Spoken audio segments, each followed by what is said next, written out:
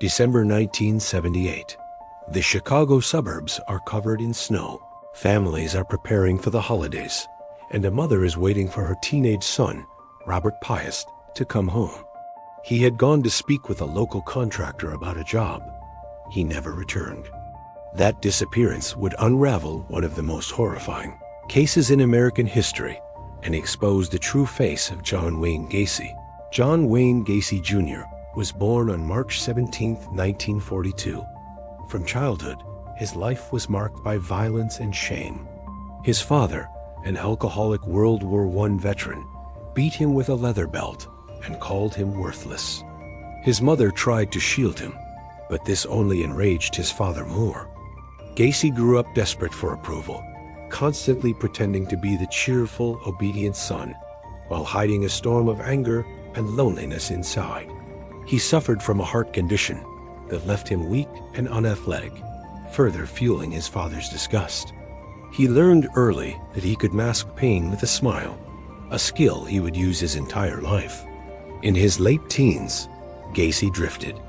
He worked briefly in Las Vegas, even sleeping in the embalming room of a mortuary, where he admitted to lying beside a corpse one night. Disturbed by his own impulses, he returned to Chicago, married, and tried to appear respectable.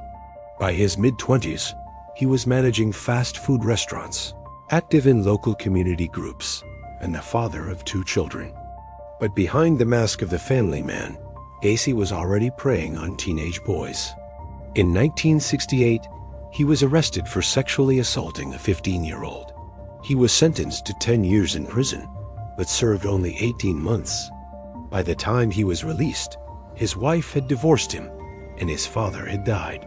Gacy came out of prison more manipulative than before, determined to rebuild his image. Back in Chicago, he started a construction company called PDM Contractors. To neighbors, he was successful, charming, and always willing to help. He threw elaborate block parties, joined local Democratic politics, and even dressed as Pogo the Clown to entertain children at hospitals and community events.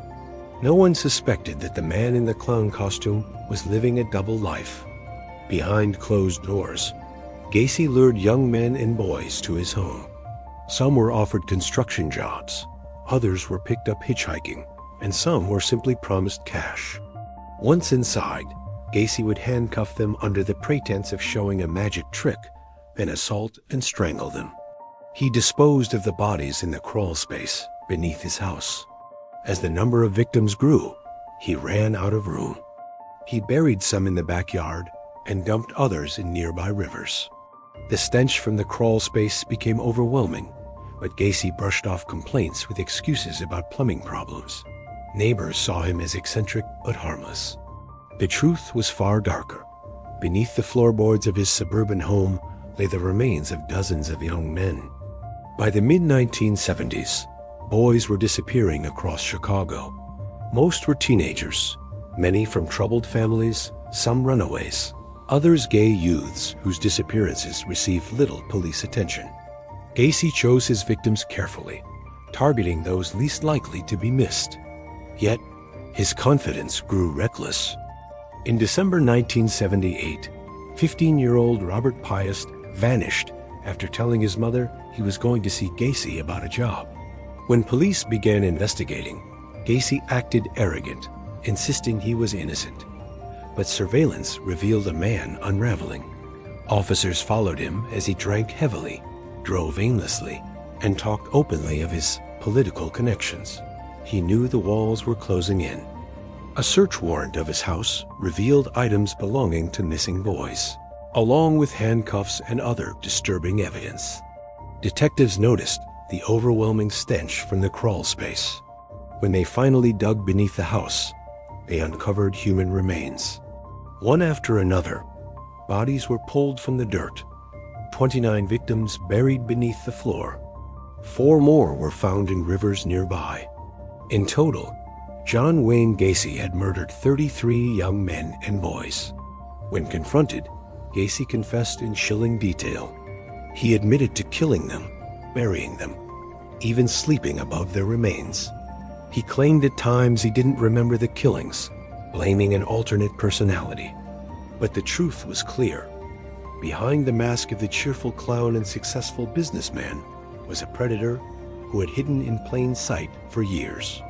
His trial in 1980 was one of the most publicized in American history.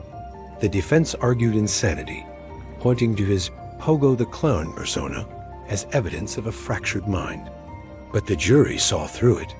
After weeks of testimony and gruesome evidence, Gacy was found guilty of 33 murders and sentenced to death.